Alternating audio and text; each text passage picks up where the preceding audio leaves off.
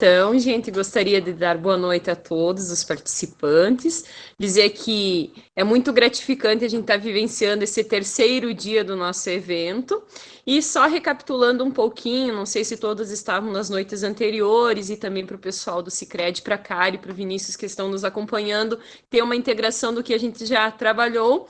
Na primeira noite nós falamos sobre saúde na era digital. Então, o que vem acontecendo no mundo, no setor farmacêutico, evolução tecnológica, como podemos usufruir dessa tecnologia a nosso favor na saúde, nas nossas farmácias, laboratórios, consultórios. Ontem foi a noite que nós paramos para pensar nas tendências e modelagens de negócio. O que pode ser feito para se reinventar, para a gente conseguir se manter como concorrentes ativos e fortalecidos no mercado, que no nosso caso, a cada dia se torna mais restrito e mais competitivo, né? Então, o que se pode ser feito, como é que vai ser o nosso pós-pandemia? E hoje é a noite de refletirmos sobre a nossa gestão, a nossa educação financeira, o nosso negócio está saudável? É a noite daquela prospecção interna do será que o que eu estou fazendo está fazendo bem para o meu estabelecimento? Ele está saudável mesmo? Eu estou tendo a minha melhor conduta na gestão?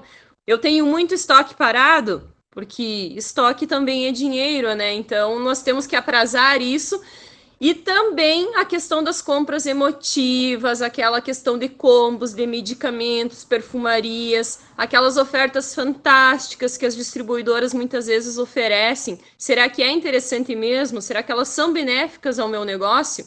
Então é por isso que hoje nós estamos aqui para ter esse encontro de grande valia com a Cari e com o Vinícius do Sicredi. Então deixo a minha palavra com a Ana aí para dar seguimento e que tenhamos uma ótima noite, tá?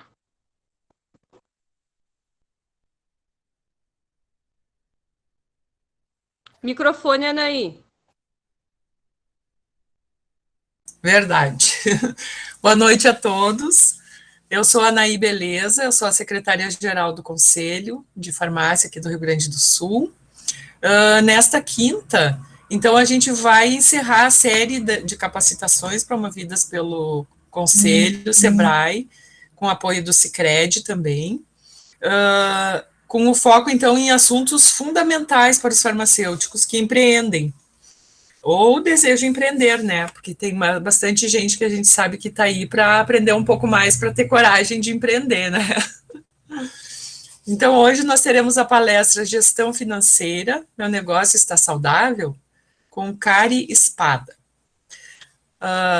Eu vou só dar uns recadinhos antes, Cari, para depois tu poder já dar seguimento. Nós pedimos, então, que coloquem seus nomes completos no chat, aqui ao lado, tá? Para depois a gente poder fazer a conferência e gerar os certificados que vocês vão poder tirar via acesso restrito, tá? Também, nós pedimos que fiquem com os microfones desligados no mudo, né? Para a gente evitar ruídos paralelos aí durante a apresentação que atrapalham um pouco. A apresentação será gravada, tá? E vai ser disponibilizada amanhã no nosso acesso restrito. E as perguntas vão ser respondidas no final, tá? Vocês podem anotar que nós vamos abrir para dúvidas no final da palestra. E a Chayane vai organizar as falas após o pedido do palestrante, então, daí quem tiver perguntas pode se inscrever ali no chat, que a gente vai seguir a ordem, tá bom? Vamos lá, então. Diga. Antes de passar a palavra para a Cari, eu queria aproveitar também e dar boas-vindas ao Marcelo, nosso conselheiro que também está presente essa noite, e a Márcia, que foi fundamental representando o Sebrae aí, que no fundinho dela diz empreendedorismo que transforma, e transforma mesmo. Então eu gostaria que a Márcia também desse uma palavrinha de introdução para a Cari dar seguimento depois na noite da nossa palestra. Tá bem, tá bem. Então, boa noite a todos. Como sempre, sala cheia, né? A consultora de ontem, a Aruana, me disse, Márcia, me surpreendi nos dias de hoje a gente ter uma audiência tão grande e essa audiência permanecer durante toda a palestra. Então, vocês estão de parabéns de estarem aqui, se disponibilizando a ouvir, né? A agregar conhecimentos. e nada melhor do que essa parceria entre Sebrae, o Conselho e o Sicredi, né, que a gente já tem sido parceiro do Sicredi em várias ações em todo o estado, né, aqui na região sul, eu sou de Pelotas, nós temos uma grande parceria aqui com o Daniel, né, onde a gente faz atendimento às empresas que são indicadas pelo próprio Sicredi, e nós temos uma grande parceria que está indo para o 3º ano aqui com eles. Então, acredito que nós estamos agregando um grande parceiro para esse nosso programa, junto ao Conselho, né, e que a gente pode daqui pensar em vários projetos, né, com essa parceria que eu acho que é de grande valor. Então, um bom evento para todo mundo, uma boa noite. Espero ouvir, como eu ouvi ontem, coisas muito gratificantes, né? E que o Sebrae está sempre à disposição de vocês, no que vocês precisarem para ampliar seus negócios, como consultoria, para a gente mudar, como disse ontem, seja em modelagem, ou na nossa palestra de terça-feira, Inovarem, né? Então, que a gente está sempre à disposição para esse atendimento em todo o estado. Obrigada, Márcia. Kari, podemos dar seguimento, então, Chay? Tá. Podemos. Olá, boa noite.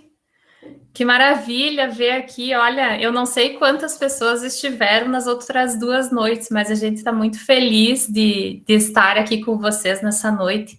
Realmente, Márcia, nós temos uma parceria muito forte com o Sebrae já há muito tempo no Sicredi, né? Conhece a Raquel aí de Pelotas, do Sicredi? Conhece? Ela é da mesma área que eu, do Sicredi. Grande parceira, muito trabalhei com ela em outras atividades. Ai, bacana. A Raquel é maravilhosa, né? Uma defensora da educação, uma defensora do cooperativismo. Mas é um prazer para a Sicredi Alto Uruguai poder participar dessa semana com vocês. Ainda mais depois de 2 dias aí que vocês devem ter tido falas extraordinárias aí e para aplicar no dia a dia de vocês, né? Então, a Chayane e a Anaí já me apresentaram, eu me chamo Kari, mas eu represento aqui a Sicredi Alto Uruguai, eu sou assessora de relacionamento na cooperativa.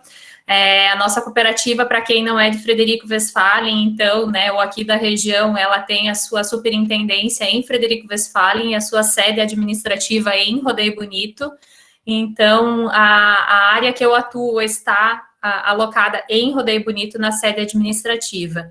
E eu tomei a liberdade de convidar o meu colega Vinícius Borella, né, que está aí conosco também. O Vinícius é gerente de pessoa jurídica na agência Centro, aqui de Frederico Westphalen. Então, por que eu achei importante, né, eu creio ser muito importante trazer o Vinícius, porque nós temos quando a gente fala sobre educação financeira, e hoje nós temos uma especificidade, nós precisamos falar de 2 situações, que é vocês CPF, né, gestão de emoções, e vocês CNPJ também, né, enquanto empresários. Então, as dúvidas, elas surgem, e aí nós precisamos ter as respostas, né, e o Vinícius aí tem muitas das respostas para as dúvidas de vocês, quando se tratar de produtos e serviços, ou de especificações mais voltadas a parte financeira, como é que eu vou dizer assim, do fluxo de caixa, de captação de recursos, tá? Então, o compromisso é grande hoje, nós vamos fazer uma fala de em torno de 40, 45 minutos, então, Chayane, Cristiane, por favor, se precisarem, pode nos cortar, tá? A gente está à disposição.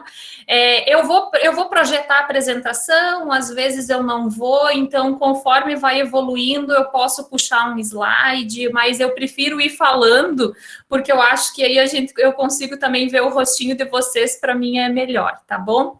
Então, vamos lá. O Sicredi tem um programa de educação financeira desde 2016, tá? E hoje nós atendemos todos os públicos, né? Desde pessoa jurídica até a criancinha lá do 1º ao 5º ano, né? Nas séries iniciais.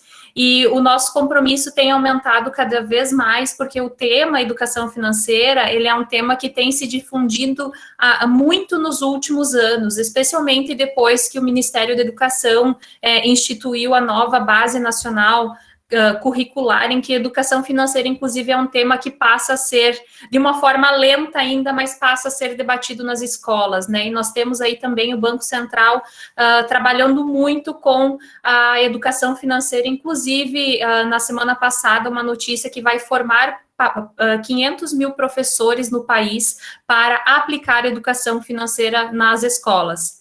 Essa é uma vitória enorme, porque a gente sabe que quando a gente fala em educação financeira, muitos de nós, né, e aí me corrijam se eu estiver errado, a gente aprendeu certas coisas tendo que errar primeiro, né?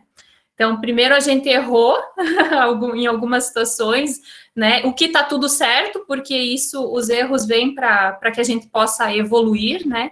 E aí depois a gente aprendeu. Por vezes errou de novo, e aí aprendeu, e assim vai, né? Então, que bom que as crianças vão poder ter acesso aí à orientação e educação financeira nas escolas. Bom, a nossa expectativa hoje é que vocês saiam daqui com algumas perguntas, né? Perguntas para que vocês possam responder a partir de amanhã lá na empresa de vocês, né? Ou para vocês, né? Que vocês possam responder para vocês. Por quê? Nós vamos trazer vários insights, várias reflexões, e são reflexões muito simples. Por que eu digo que são simples? Porque vocês já sabem. Então, assim, quando a gente fala em educação financeira, a gente não tem uma receita pronta e uma receita mirabolante para passar para vocês.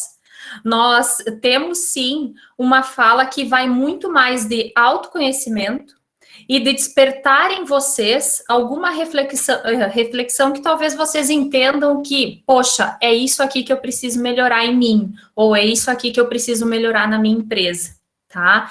Então, gostaríamos muito que vocês saíssem daqui com essas perguntas, para que a partir da manhã vocês possam buscar as respostas. E quem sabe, num próximo momento, a gente volta aqui com outras respostas a essas perguntas, né? Talvez falando de outros temas especificamente. Então, muito obrigada e vamos lá, né? Eu vou começar a minha fala falando um pouquinho sobre conhecimento e sabedoria, né? Por que eu falo sobre conhecimento e sabedoria?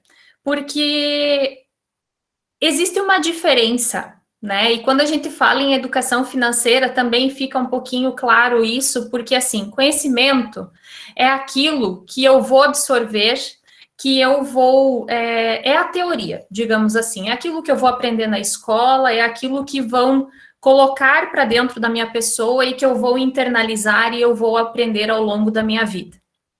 A sabedoria, ela é aquele processo de vivência e que mexe com as emoções. Então, quando eu falo em educação financeira, nós temos sim, eu acredito que talvez nós temos aqui farmacêuticos, mas também nós temos outras pessoas aqui que não se formaram em farmácia, que são administradores, tem também, ou todo mundo tem exclusivamente formação em farmácia? Temos outros? Ok. Em administração, a Chayane é jornalismo ou RP, né, Chayane? Não consegui entender, mas enfim. Então, vamos lá.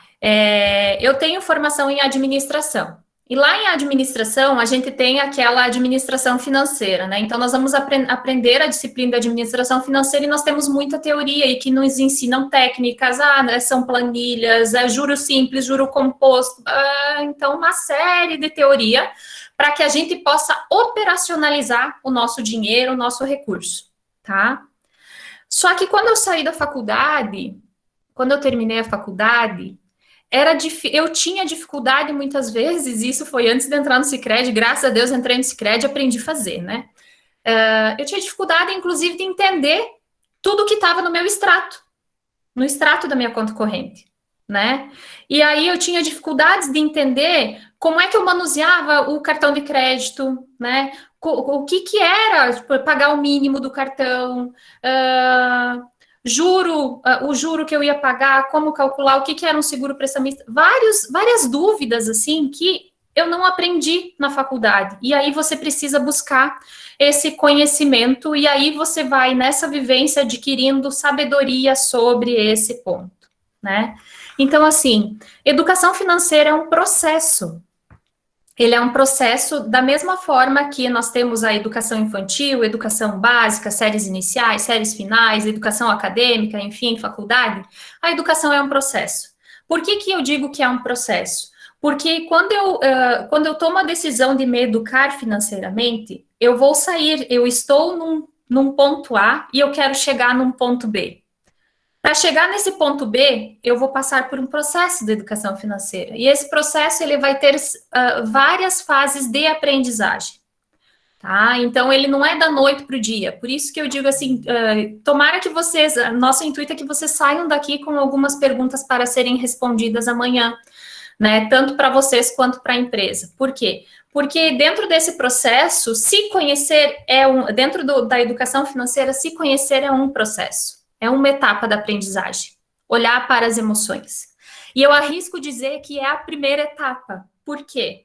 Porque se eu não me conhecer, se eu não entender como eu me comporto quando eu tenho dinheiro dentro da minha carteira, ou quando eu estou com o meu cartão de crédito, ou quando eu sou colocado à prova, né? Vai ser difícil eu ter essa disciplina na empresa também, né? Então, em algum ponto, dentro da empresa, é possível que eu vá pecar. Talvez, e aí que é o importante, é descobrir qual é o gatilho emocional que está fazendo com que vocês daqui a pouco, por exemplo, se eu compro em excesso, né, compro muito estoque, o que pode ser que está pegando comigo para que eu compre estoque demasiadamente, ou para que eu não compre demasiadamente, que eu compre de menos, né? Ou que eu busque captar recurso para capital de giro e não busque entender por que eu estou sempre correndo atrás da máquina. Então, é isso que a gente quer despertar em vocês, porque muitas vezes isso está em vocês e acaba refletindo na empresa, tá? Outro ponto importante, né? Algumas perguntas. Então, assim, quando a gente fala em educação financeira e quando a gente tem o primeiro ponto também, eu entender por que eu quero isso. E a gente se fazer essa pergunta, né? Então, eu quero me educar financeiramente? Sim. Por quê? Qual é o meu objetivo? Né? Aonde eu quero chegar? E isso, daí agora só vou costurar um pouquinho a minha fala aqui, porque eu vou trazer às vezes pensamentos e reflexões da PJ e da PF, porque hoje são todos empresários aqui, né? Quero que vocês reflitam, por exemplo, assim, no comportamento de vocês e como é o comportamento de vocês lá na empresa também, né? Então, assim, quando eu falo em projetos na minha empresa ou projetos pessoais, né, eu vou me educar financeiramente, eu vou melhorar a gestão financeira da minha empresa. Por quê? Porque eu tenho que ter um objetivo. Eu tenho que querer chegar a algum lugar. Se eu não tiver um objetivo, eu só vou sobreviver. Eu vou viver aqueles 30 dias, né, e até receber o meu próximo salário, meu próximo prolabore, né, e assim eu vou, correndo atrás da máquina, tá? Então, é importante estipular objetivos. Porque aí, tendo objetivos claros, definidos, tem um ponto que vai amenizar nesse processo, porque o processo da gente alcançar os objetivos, ele não é simples, não é da noite para o dia. Eu vou precisar trabalhar, eu vou ter que ter planejamento, eu vou ter que ter estratégias, né? E aí, o que acontece? Quando esse meu planejamento não ocorrer da forma como eu organizei ele, ou quando vierem aí as pedras pelo caminho, eu não vou me desmotivar, né? Então, eu arrisco fazer a pergunta aqui para vocês. Em algum momento, dentro da carreira de vocês, aí, dentro dessa jornada enquanto empresários, vocês se desmotivaram em algum momento? Né? Não talvez a ponto de pensar em desistir, mas talvez não nesse ponto, mas assim, ou se questionaram, né? Será que eu estou no caminho certo? Será que eu escolhi, né? Então, assim, quanto mais claro for o objetivo, mais força a gente vai ter para enfrentar esse momento, né? Essa falta de motivação que pode vir aí quando os percalços do processo acontecerem, né? Então, eu vou trazer para vocês, e agora eu vou projetar alguns gatilhos que são mais emocionais e que podem interferir dentro desse processo, tá? Deixa eu só carregar aqui a minha apresentação, só um minutinho.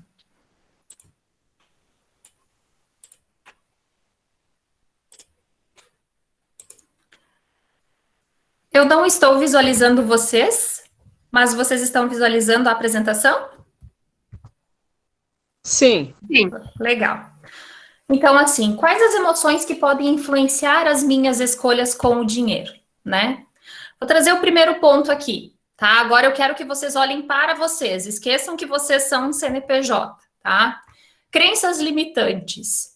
Isso aqui não pega só no nosso comportamento com o dinheiro, mas também no nosso comportamento enquanto profissional. Mas falando em comportamento, em educação financeira, em comportamento com o dinheiro, que crenças limitantes daqui a pouco que vocês carregam com vocês e que isso pode influenciar na tomada de decisão, tá? Porque educação financeira, resumindo, ela é fazer boas escolhas, né? Então, assim, quando eu preciso fazer escolhas, o que será que eu preciso deixar para trás, deixar de fazer para que eu consiga ter mais clareza na minha tomada de decisão? Vou trazer um exemplo aqui, né, que se você não nasceu rico, provavelmente nunca será, não precisamos controlar gastos, guardar o dinheiro só se estiver sobrando, né, a minha mãe dizia que o dinheiro era sujo, né, então, assim, quando eu era criança, ela dizia, ela me dava o dinheiro para eu ir no barzinho, no mercadinho que tinha perto de casa, eu ia lá, comprava o que tinha que comprar, voltava com o dinheiro, e aí ela dizia, agora tu larga esse dinheiro e vai lavar a mão, porque o dinheiro é sujo, né. Então, assim, claro, ela estava querendo dizer que o dinheiro passa por várias mãos, e realmente ele é um objeto que, né, não é limpo, né? Então, só que eu cresci ouvindo isso, né? Então, conforme eu fui crescendo, quando eu tinha dinheiro na carteira, eu tinha que gastar todo o dinheiro. Por quê? Porque o dinheiro era sujo, né? Então, eu consegui equilibrar tirar essa crença de mim quando eu passei a utilizar o cartão de débito, o cartão de crédito, né? Porque daí eu já não tinha mais o dinheiro, então para mim não me doía ficar com o dinheiro dentro da carteira, porque parecia que eu tinha que gastar todo o dinheiro para não ter o dinheiro ali, porque o dinheiro era sujo. Parece meio absurdo isso? Parece, mas quando você é criança e você cresce ouvindo isso, lá no teu subconsciente, então o teu cérebro vai reagir de alguma forma e era um gatilho. Então as crenças limitantes, nós precisamos identificar o que a gente ouvia desde a nossa infância e que talvez hoje, né, está despertando algo no momento que eu preciso tomar uma decisão. Outro ponto que é importante, né, é eu tomar consciência daquilo que eu quero, né, consciência das minhas escolhas. Só que o que acontece? Eu posso ter consciência que eu tenho que melhorar a minha educação financeira, o controle do meu dinheiro, a gestão financeira da minha empresa. Eu tenho consciência disso. Só que só ter consciência basta? Essa é a pergunta, tá? Não basta. Por quê? Porque eu preciso ter o controle. Eu vou trazer aqui um exemplo clássico das mulheres, né? Mulher tá sempre tentando fazer dieta, né? A maioria, eu pelo menos sou assim, né? A gente tá sempre meio que insatisfeita com o nosso corpo. Não, preciso melhorar minha alimentação, eu tenho que fazer uma dieta, segunda-feira eu vou começar, né? Só que eu tenho consciência disso. Mas aí, na primeira oportunidade que eu tenho de me controlar, eu vou lá e como metade da pizza. Então, assim, essa consciência e controle, elas precisam andar juntas. Né? Por quê? Porque aí já é o primeiro passo para eu me reorganizar ou organizar aquilo que eu preciso. Alguns pensamentos compensatórios e competitivos que a gente tem, né? Então, assim, às vezes a gente pensa assim, eu trabalho para quê? Então eu vou gastar, né? E aí a gente age no impulso. Eu mereço, né? Hoje eu tive um dia difícil, um dia cansativo, eu mereço comer esse bolo de chocolate, né? Tu vai continuar cansado e ainda vai ter comido um baita bolo de chocolate, quem sabe ainda ganha uns quilinhos, né? Então, assim, são frases, são gatilhos que a gente precisa cuidar, né? Porque às vezes é isso que, por exemplo, ir no mercado com fome. Gente, eu sempre gasto mais no mercado quando eu vou no mercado com fome, né? Então, eu primeiro almoço e vai no mercado, melhor coisa, porque aí você não vai comprar além do necessário. Tá? Nem vou sentir a parcela. Para crescer, preciso ter grandes estoques. Será que precisa? Será que esse não é um pensamento aí competitivo? Será que está sendo racional esse pensamento, né? Vou aproveitar o preço, vai que sobe, aí eu compro um monte de estoque lá para minha farmácia, para minha empresa, e aí talvez não sobe e eu fico com esse estoque parado, dinheiro parado, né? Vou comprar essa novidade para sair à frente da concorrência. Ok, a gente precisa olhar para a concorrência, mas assim, é concorrência ou é competição? Então, a gente também precisa olhar para isso, né? Produto com preço baixo vai ter saída garantida. Né? Então, são alguns pensamentos compensatórios ou competitivos, são gatilhos que, às vezes, nos fazem agir de forma irracional na tomada de decisão, né? E aí nós temos um ponto bem importante, que é o ser humano, ele tem uma tendência a ser imediatista.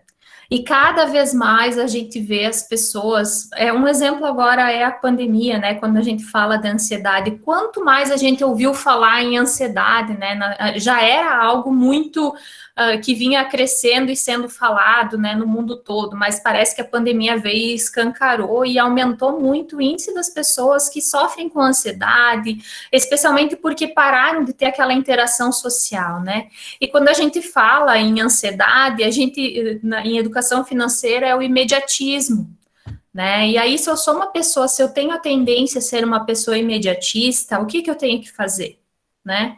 Antes aqui da apresentação, eu tô com a Gisele, minha colega aqui, ela disse assim, vamos fazer a respiração dos 5 dedinhos, né? Respira, expira, respira, inspira, né? Então, assim, não tem segredo. A questão é você saber que reconhecer que é uma pessoa imediatista e você entender que em determinados momentos você precisa segurar a onda. Ah, tá na dúvida, né? Tipo assim, achou algo muito interessante, quer comprar, quer investir. Respira, deixa para outro dia, né? Às vezes eu brinco assim, depende do valor do que tu quer comprar, pensa em pagar aquilo em nota de 2 para saber a quantidade de dinheiro que tu vai ter que colocar nisso, né? Porque daí é aquela ilusão de ótica que é um monte de dinheiro, né? Então, você faça algumas perguntas, né? Respire antes, porque o imediatismo realmente, ele é um dos grandes vilões das compras por impulso, né?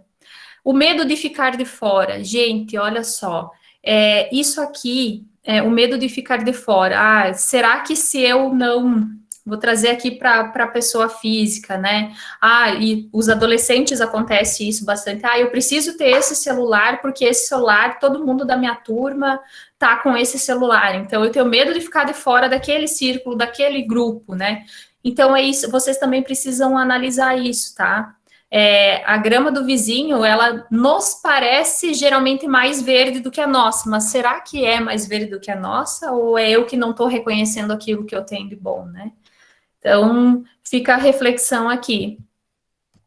Eu trouxe aqui alguns índices, né, algumas pesquisas do SPC Brasil, onde que diz que 25% é do ano passado essa pesquisa, porque esse ano eles não, até o primeiro trimestre, não tinham evoluído em nenhuma outra pesquisa, tá? 25% dos brasileiros compram por impulso, tá?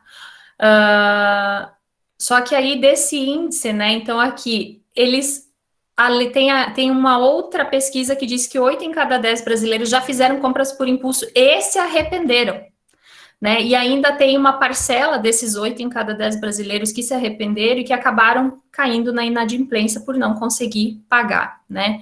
Então, assim, nesse cenário aqui, tá? Qual é a análise que é importante vocês, que eu penso ser importante vocês fazerem, né? Eu sou uma pessoa imediatista, eu compro por impulso. O meu cliente, né? Então, assim, olhar também para o lado do cliente de vocês, né? Eu sei que talvez no ramo farmacêutico não pese muito isso, né? Talvez seja em outros itens, mas talvez existe ainda uma parcela de pessoas que estão endividadas e que não sabem o que fazer e que acabam comprando mais para ver se vão sucumbir àquela dor da dívida, né? Então, tem que tomar bastante cuidado, né? Nesse ato emocional, né? Da tomada de decisão. E aqui a gente tem uma comprovação de que nós tomamos decisões irracionais quando a gente fala em lidar com as nossas finanças pessoais, tá? Em 2017, o Richard Thaler, vocês podem pesquisar depois na internet, se vocês quiserem, ele é um economista e ele ganhou o Prêmio Nobel de Economia, tá? Por defender a teoria da contabilidade mental. Então, assim, na prática, o que é a contabilidade mental? É comprovar que as nossas emoções, elas têm, sim, interferência nas nossas decisões com o dinheiro, tá? Por exemplo,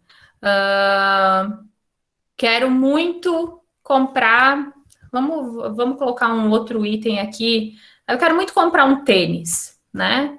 Eu quero começar a correr, quero me exercitar. Durante a pandemia, eu estou quase sedentária, não estou fazendo atividade, então agora eu decidi que eu vou começar a caminhar, quem sabe eu vou começar a correr. Quero muito comprar um tênis, né? E aí, qual é o tênis que eu preciso? Eu preciso de um tênis que vai ter um amortecedor no solado, né, para não causar impacto no joelho. Também precisa ser um tênis que seja macio, que vai se adequar ao formato do meu pé. Ok, pode ser que esse tênis custe R$200. Mas aí eu encontrei um outro tênis que custa 800, mas ele é lindo, né? Então, e aí eu vou lá e eu penso, tá, será que eu vou comprar esse de 800 ou vou comprar o de 200, né? E aí eu fico naquela. E aí eu não compro e eu fico pensando, e de repente eu penso tanto que o meu cérebro diz o seguinte: esse tênis de R$800 é necessário para a tua sobrevivência, e eu vou lá e compro. Né? Ele joga aquele tênis, porque a contabilidade mental separa o nosso dinheiro em caixinhas na nossa mente, né? E aí eu tenho a caixinha da minha necessidade fisiológica, das minhas necessidades básicas, tá alimentação, tá saúde, tá isso, tá aquilo, né? Aí eu tenho aquelas que são de lazer, daí eu tenho a da família, né? Daí eu tenho a das prestações. Só que aí o meu cérebro diz, de tanto que eu fiquei, que eu pensei, será que eu compro esse, eu compro aquele? Daqui a pouco ele diz assim, vai lá e compra, que isso vai fazer bom para você, é a tua saúde que está em jogo. Eu vou lá e compro o tênis de R$800. E depois que a gente compra, a gente às vezes se arrepende, né? A gente vê que poderia ter, porque aí eu tenho que olhar o seguinte, poxa, gastei R$800 nesse tênis, poderia ter gasto 200, economizado 600, porque logo mais aí na frente eu gostaria de fazer um outro investimento ou aplicar esse valor, né? Então, assim, aí eu não olhei o meu custo de oportunidade, né? Que oportunidade que eu deixei passar. Então, mas depois que tá feito, né? Então, assim, evite fazer cálculos mentais. É importante você ter muito bem anotado todas as tuas receitas, as tuas despesas, né? Claro, na empresa é imprescindível, mas na vida pessoal também, né? Nós precisamos ter um orçamento muito bem feito, e aí a gente tem aplicativos, não importa como você faz, se você faz no aplicativo, se você faz numa planilha de Excel, se você faz num caderninho, o importante é que você tenha anotado todas as suas despesas e a integralidade das suas receitas, para que você consiga saber e entender onde é que está indo o teu dinheiro, né? E para você também conseguir fazer planos, objetivos, que é aquilo que a gente falou lá no começo, né? Então, a contabilidade mental é muito disso, é evitar os cálculos mentais, é a gente não ser enganado pelo nosso cérebro. Por quê, gente? Quando a gente quer comprar algo, quando a gente visualiza algo, um objeto de desejo, tá? A primeira leitura que o nosso cérebro faz, ela é emocional. Então, ela sempre vai ser emocional. E aí, se eu respirar um pouquinho, dá tempo do meu cérebro jogar essa informação lá pro lá para o meu cérebro crítico, tá? Que é o córtex. Então, assim, eu recebi uma informação, tem muita emoção ali. Então, se eu já executar ela, eu estou tomando uma decisão muito mais emocional do que racional. Agora, se eu respirar, pensar, refletir, analisar, ela vai ser uma decisão emocional? Vai, tá? Mas ela vai ser muito mais pensada. Né? Então, o índice de emoção que eu coloquei é menor, porque toda a nossa compra, tudo que a gente faz vai ser emocional. A questão é o quanto de emoção eu estou colocando nessa compra ou nessa tomada de decisão, tá? Aqui eu já falei para vocês, então, estamos dentro do tempo? 19h35, tá bom? A Gisele já levantou a plaquinha aqui de atenção. Né? Então, temos 10 minutinhos ainda? Ok. Então, aqui eu já comentei com vocês que tanto no PF quanto no PJ a gente precisa registrar as nossas receitas e despesas, né? E aí, aqui eu trouxe algumas escolhas que podem gerar dificuldades às empresas, tá? Vini, se você, no momento que você quiser contribuir, tá? Fica bem à vontade, só me chama porque eu não estou te visualizando, tá bom? Ok. Então, assim, para a empresa, gente, é muito importante vocês fazerem o seu planejamento. Planejamento de crescimento e de atuação. Crescimento a longo prazo, médio a longo prazo. Crescimento, o planejamento de atuação. Como é que eu vou, curto prazo, como é que eu vou atuar no próximo ano, tá? Por que que é importante? Porque se vocês não planejarem, em algum momento vocês vão se sentir desmotivados, vocês vai parecer que vocês não sabem tomar as melhores decisões. Então, no Sicredi, a gente inicia, vou trazer o exemplo nosso do Sicredi, aí pelo mês de setembro, mais ou menos, a gente já olha para o planejamento. Né? Então, começa a olhar para o ano seguinte com a perspectiva de como vai fechar o ano atual. Então, a gente já no mês de setembro começa a olhar o planejamento, chega lá em dezembro, a gente já tá com o planejamento ok, né? E lá no mês de março do exercício seguinte, a gente revê o planejamento para que a gente consiga desenvolver melhor os planos de ação. O Vini está com a mão levantada?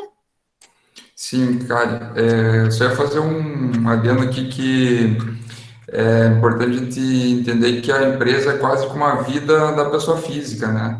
E como tu mencionou lá no começo, que foi um ponto que me chamou a atenção, é que quando você não sabe para onde você quer ir, qualquer lugar tá bom, né? E a empresa, quando ela não tem um planejamento de curto, enfim, médio ou longo prazo, às vezes fazer o longo prazo é um pouco mais complicado, né? Porque exige um pouco mais de visão para frente. O cenário no Brasil é um cenário um pouco instável para a economia, mas o curto e o médio prazo é muito importante você ter na empresa, porque até para você balizar, para você ter reuniões de resultado, você entender se a tua empresa está crescendo, está atingindo, tu poder se motivar também a fazer fluxo de caixa, controle de estoque, essas coisas, porque assim você consegue mensurar se a tua empresa é ou não rentável, né? Isso é um fator que as empresas que não têm planejamento, geralmente elas vão deixar o mercado levar elas e as situações geradas durante o dia a dia, enfim, no ramo da atividade, acabam sendo mais importantes do que a ideia, a ideologia dos sócios, enfim, de vocês, proprietários aí de farmácia, enfim. Eu acho que é por isso que é muito importante, até para você poder mensurar o quanto você está sendo efetivo no que você projeta para o teu negócio.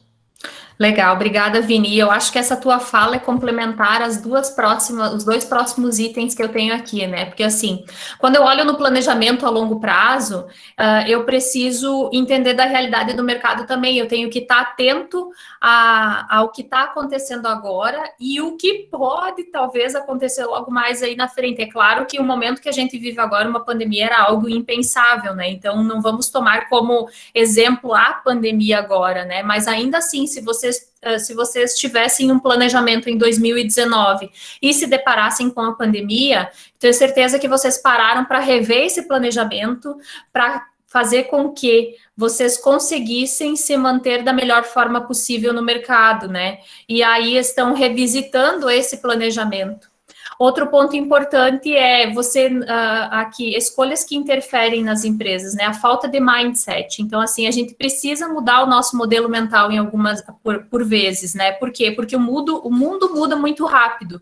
É só vocês observarem de 2020 para 2021, a evolução que nós tivemos do digital, por exemplo, né, que vocês tiveram aí inovação tecnológica, né, nos outros encontros. Então, nós não podemos ser pessoas resistentes às mudanças, né, e nós não podemos não ter resiliência, nós precisamos absorver, entender isso, entender que o mercado mudou e fazer a pergunta, o que é que eu vou fazer agora, né? Vou rever meu planejamento, ok, revi meu planejamento, agora eu vou estipular novos planos de ação, que é pegar o planejamento e segregar em partes menores, né? Em planos de ação para poder executar. Outros pontos, né? Que eu já falei lá no começo, né? Não aprender com os erros, isso é muito importante. Então, assim, se eu escolho não aprender com os meus erros, talvez eu esteja fadado a cometer outros erros logo aí na frente. E errar é normal, né? Acontece com todo mundo. Em algum momento a gente vai errar, né?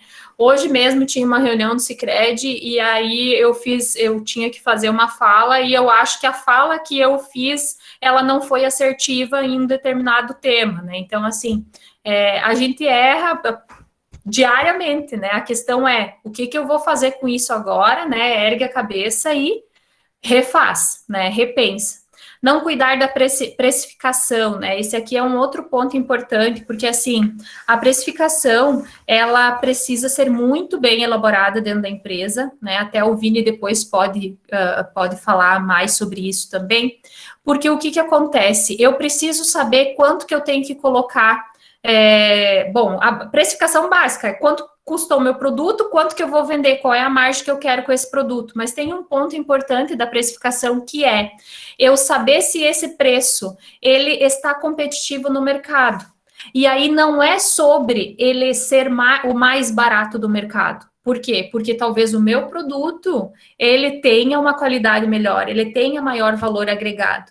Mas é eu não fazer uma precificação que fique muito acima da realidade do mercado, ela precisa ser coerente, tá? Então, porque hoje o consumidor, ele pesquisa muito, então, assim, não adianta se um medicamento custa, eu vou trazer um exemplo de cosmético que vocês devem ter na farmácia também, né? Há um creme hidratante da marca A, custa R$30 aqui, e o mesmo creme hidratante da marca A custa R$50, né, no outro. Então, assim, ela tem que ser coerente, tá? Não ter estratégias em meio às dificuldades. Então, assim, novamente, né, se vocês têm um planejamento, vocês precisam revisitar esse planejamento e vocês precisam ter estratégias em meio às dificuldades. Gente, a gente está vivendo ainda uma pandemia, graças a Deus, a gente aos poucos começa agora a ver aí uma pequena evolução, as pessoas sendo vacinadas, né, e tudo mais. Mas quantas empresas, e vocês são empresas do ramo da saúde, então, assim, foram afetadas? Sim, foram afetadas, mas daqui a pouco nós conhecemos, tem associados do Sicredi, por exemplo, que a gente conhece o exemplo, que trabalham com eventos, né, e que até hoje, desde o início da pandemia, não tiveram mais uma receita, né? E que eu tenho conhecidos nossos que estão fazendo feijoada para sobreviver, que tiveram que se reinventar no mercado, porque há 1 ano e 3 meses eles não têm mais uma receita. Então, assim, dentro do cenário de vocês, existe dificuldade? Sim, existe dificuldade. Mas como eu vou atuar, né, frente a essa dificuldade? O que do meu modelo de negócio, isso aí vocês também já tiveram, né, na noite anterior, né? Como olhar para o meu modelo de negócio, talvez agregar diversificação para fazer com que ele se fortaleça, né? Ou se mantenha. Não cuidar do controle de estoque. E aí, Vini, eu quero que você fale para nós aqui na sequência um pouquinho sobre o controle de estoque, né? Porque, assim, também é outro ponto bem importante nessa gestão financeira dentro da empresa, né? Perfeito, cara. Se puder passando os itens para nós aí. Então, pessoal, assim, eu acho que hoje, tratando do ramo farmacêutico, né? eu acredito que, sem dúvida alguma, é um dos ramos que mais possuem itens, né, no mercado hoje, que vocês comercializam, né? E aí a gente vai dizer que em controle de estoque, né? Hoje, quem tem uma gama diversificada e sabe que tem uma sazonalidade, que tem produtos que saem mais, que tem menos, e quando você trata também com outro fator das farmácias, que é os prazos de validade, né? Então, isso também são fatores que impactam muito. Eu hoje atuo num banco, numa cooperativa de crédito, setor bancário, mas já fui comprador de um hospital, então eu sei como é que funciona mais ou menos esse tipo de situação, tá? Então, assim, o que é importante a gente perceber agora, olhando com um viés aqui de não só questão de manter estoque, né, ou não ter os produtos. Eu acho que daqui a pouco eu vou estar chovendo no molhado aqui e vocês têm um know-how muito maior que o meu, mas é assim, quantas vezes, por exemplo, eu controlei a sazonalidade, olhei o meu volume de vendas de tal produto no ano passado em relação à época do ano até agora. Eu acho que isso são alguns pequenos detalhes que a gente começa a ter que fazer, né, no nosso negócio, para quê? Para evitar o produto oneroso lá dentro, né? A gente tem uma outra situação que a gente chama aqui, para quem faz eu também sou contador aí, mas para quem trabalhou já com controle de estoque, a questão das duas figurações, que é o PEPs e o EPs, né? Primeiro que entra e último que sai, né? Então, se tratando aí da questão de produtos com vencimento, a gente precisa ter esses olhares para dentro do nosso negócio, né? Outra questão, prazo médio de entrega, né? Volume médio de vendas. Então, isso é outra coisa que, como eu comentei antes, qual que é a saída do meu produto? Vale a pena eu onerar meu capital de giro para ter um estoque grande? Por exemplo, às vezes a gente olha um produto aí que a questão também de custos, né, que a gente vai envolver aí. O produto, ele é um produto, vamos dizer assim, de alto valor de custo para mim. Qual que é o ideal eu ter ele em estoque? Eu faço essa correlação entre saída do produto, custo efetivo e quanto que eu vou estar retirando no meu capital de giro momentâneo para manter esse produto dentro da empresa sem sair. Então, isso são fatores que a gente precisa começar a perceber. Eu estava comentando com a Karen antes de dizer, às vezes a gente vem aqui, a gente não vai dar o remédio aqui para a empresa, ou isso é a nossa vida, né, financeira, quem é gestor financeiro faz isso. Você não vai vir aqui e vai dizer assim, cara, você faz assim, mas você vai acabar dando alguns insights para as pessoas começarem a perceber e ir buscar. Então, assim, o que a gente fala? Isso eu falo para os associados também. Às vezes você vai vir aqui me fazer uma pergunta, mas eu não vou saber te dar exatamente a resposta, mas vou poder te ajudar a você achar um caminho. A Cris até é a nossa associada, né, Cris? É da minha carteira aí. Sim, sou parceirona do Sicredi. Isso. Então, assim, são vários fatores que, se tratando de estoque em altos volumes, a gente precisa perceber, porque isso afeta diretamente a saúde da minha empresa. Às vezes um produto que está lá vai deixar de eu ser competitivo por não poder, às vezes, ter um produto, como fala, de tendências de mercado, né? O produto que está entrando novo no mercado, que vai ser o pico de venda dele nas primeiras semanas. Eu não tenho, às vezes, vou precisar buscar um capital de terceiro para juntar esse valor e conseguir trazer para mim com rapidez e eu ser o primeiro a disponibilizar. Então, o controle de estoque, às vezes, um produto que eu comprei demais antes vai afetar isso agora. Perdas também, o que é muito importante. O produto que você comprou, às vezes, lá atrás, a R$10, com o volume de mercado, daqui a pouco ele está valendo 5, então você já perdeu a metade, às vezes, por deixar o produto oneroso, sendo que você precisou pagar esses R$5 para comprar outros. Então, são coisas que a gente precisa estar percebendo, né? Controle de estoque em relação ao organizacional. Eu via muito no hospital a gente perder produtos por não ter uma organização, vamos dizer assim, funcional. É importante a gente ter num lugar que tem muito estoque, uma organização funcional de fácil acesso e de fácil contagem do estoque, né? Que é um fator que é importante a gente fazer também, né? Fazer um inventário de estoques. Quantas vezes a gente acaba fazendo isso? Eu sei que é difícil fazer, mas quantas vezes no ano eu faço para mim mensurar exatamente quando existe o furo de estoque? Não sei se tem muito isso aí na farmácia, de chegar lá um dia e contar, opa, furou aqui, e às vezes é um fator básico que na correria do dia a dia a gente acaba se passando, né? Situação ali que a Kari também apontou para nós, o aumento de estoque em datas X, né, comemorativas.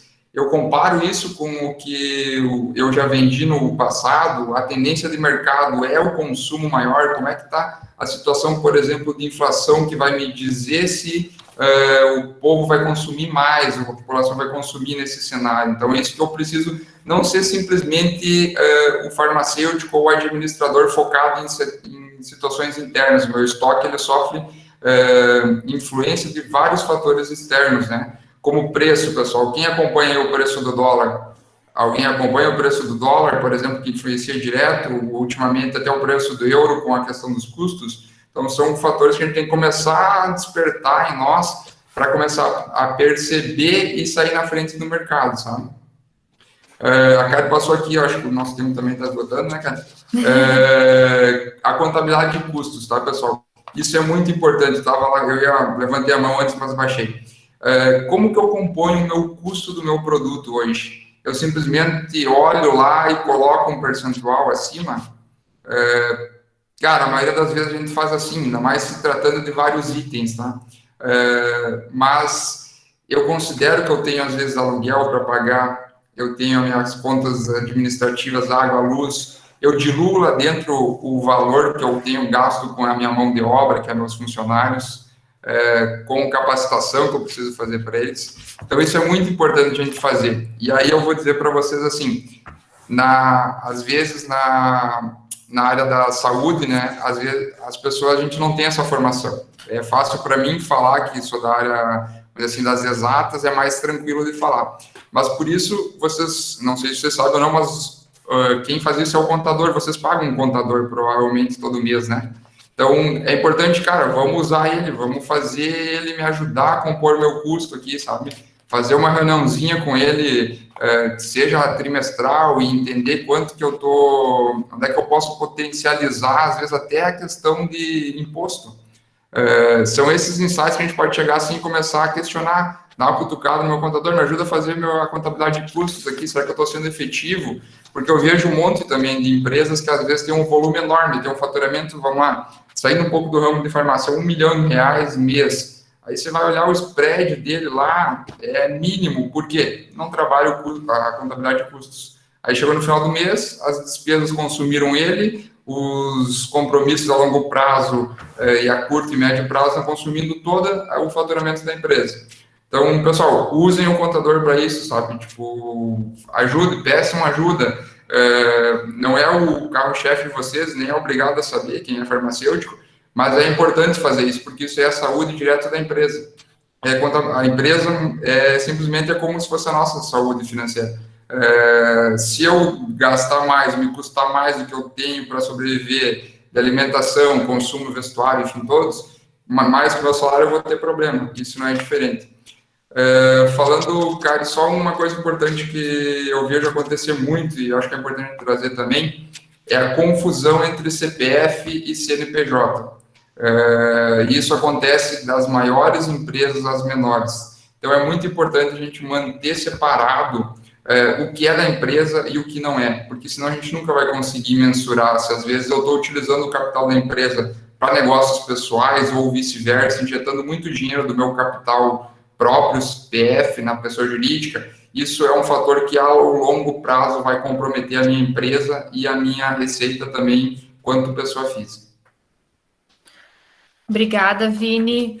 Eu acho que poderia falar aqui mais uma meia hora, né, Vini? Porque, com certeza, o tema, essa tua abordagem foi muito importante, né?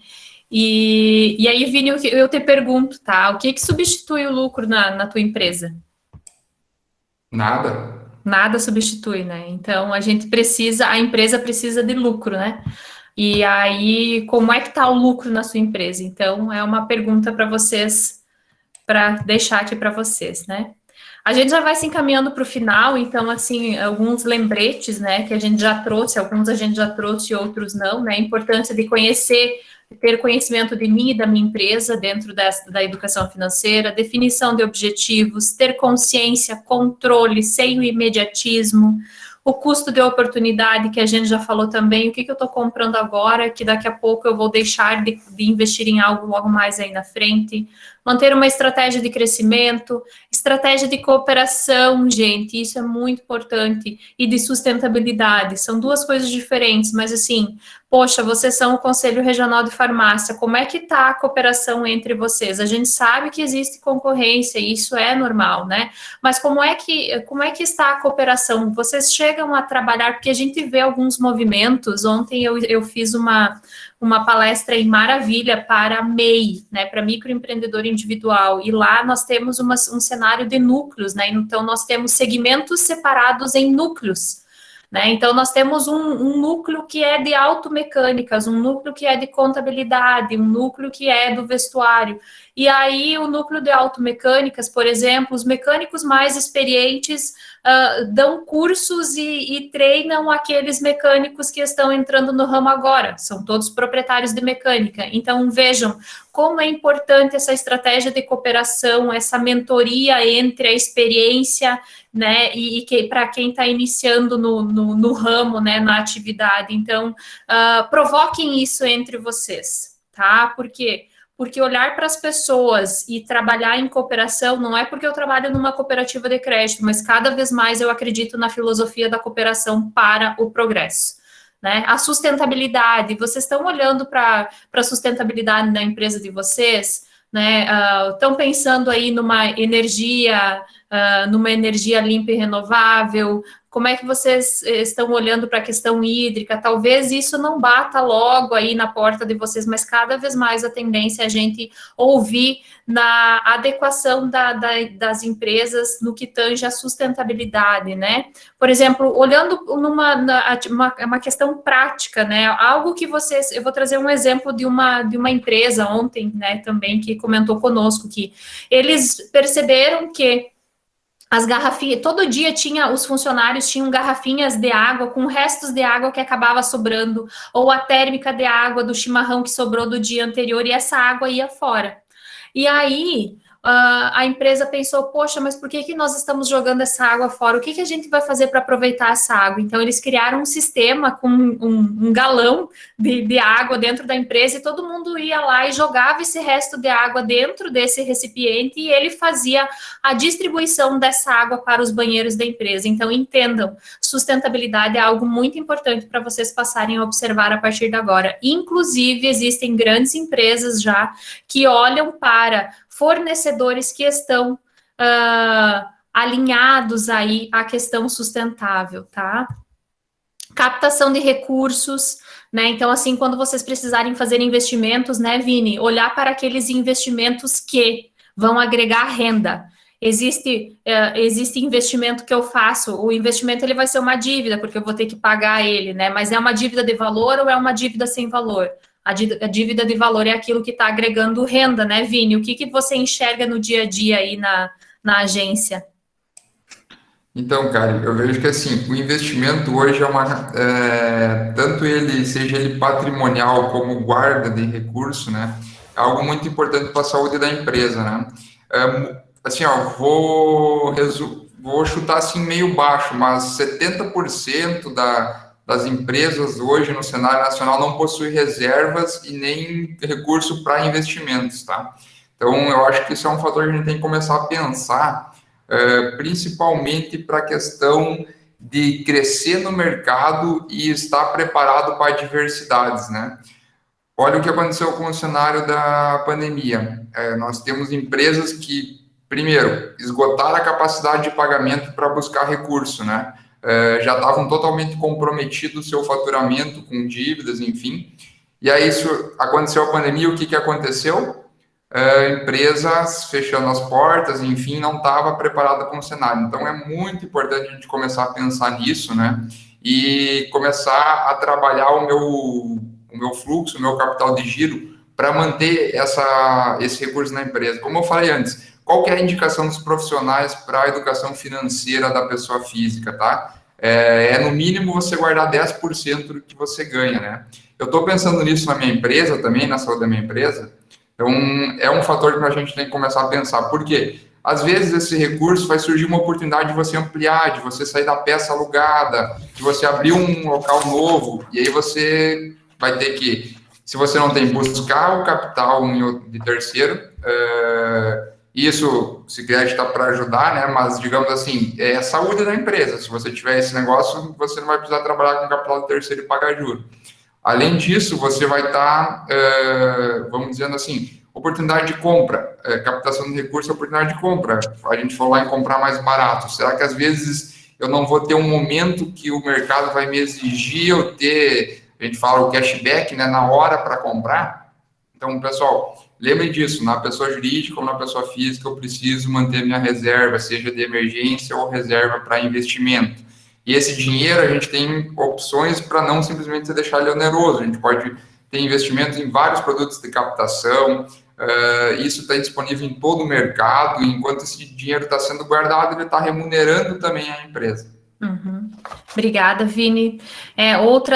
Outros lembretes aqui, né, dentro dessa questão de fluxo de caixa que o Vini trouxe, né, amplia, o que você pode fazer para ampliar os seus canais de venda, que formas você está oferecendo de pagamento, daqui a pouco você não tem que aumentar aí as formas de pagamento, será que só até a maquininha do cartão de crédito hoje é suficiente? Então, a gente tem Pix, a gente tem pagamento por encaminhamento de link, agora pelo WhatsApp, então, olhe para os canais de venda para você aumentar aí a sua clientela, olhe para as suas formas de pagamento, né? Enfrente as suas dores, se você tem, reavalie os seus hábitos, reveja as suas dívidas. Daqui a pouco você pode, revendo as suas dívidas, você vai encontrar no mercado taxas menores e vai poder renegociar dívidas com taxas menores, e isso vai te dar aí um respiro no teu orçamento, né? Faça um tratamento de choque nas suas contas, se você está precisando. Então, assim, ó, detalhado, durante 30 dias, todos os dias, faça um tratamento de choque nas suas contas, que eu tenho certeza que isso lá no final, você vai saber qual é a torneira que você tem que dar aquela fechadinha, porque é por ali que está saindo um pouquinho mais de água, né?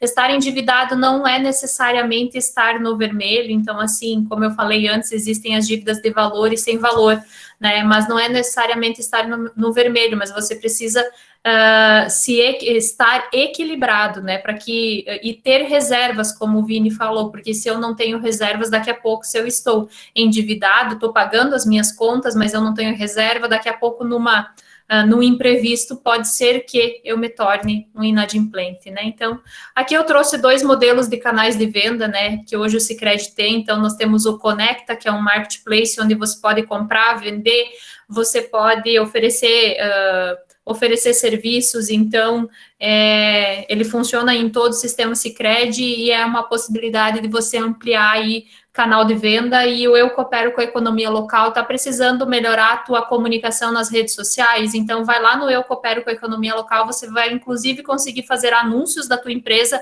para depois replicar lá no teu Instagram, no Facebook, em outros canais aí para aumentar as suas possibilidades. Gente, eu vou parar de compartilhar aqui. Desculpa se a gente passou um tanto quanto rápido a fala, porque o tempo é curto e quando a gente vê, passou, né? E, novamente, eu reforço, espero que vocês agora, né, Chayane, não sei se nós temos o tempo aí para as dúvidas e perguntas, a gente fica à disposição, então, né?